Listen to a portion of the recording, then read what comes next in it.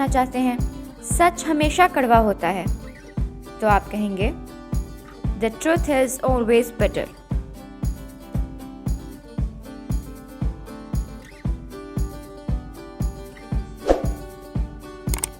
अगर आप किसी को अपनी क्लैरिफिकेशंस दे दे के तंग आ गए हैं तो फिर आप उसे क्या कहते हैं फाइनली? जो सोचना है सोचो। इसे आप इंग्लिश में कैसे कहेंगे? You will say think whatever you want.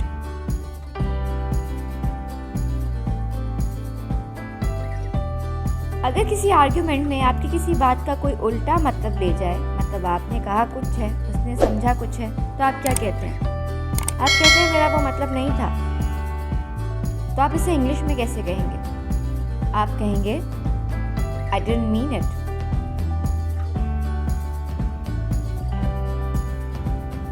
आपकी सराउंडिंग्स में कोई ना कोई ऐसा बंदा तो ज़रूर होता है जिसे देख के आप कहते हैं यार ये ठीक है, होते हैं लोग ठरकी, लेकिन ये तो बहुत ही ठरकी है, लाइक हद ही मुकाती।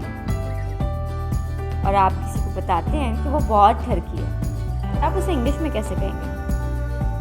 आई विल टेल यू। आप कहेंगे ही इज़ अ परवर्ट।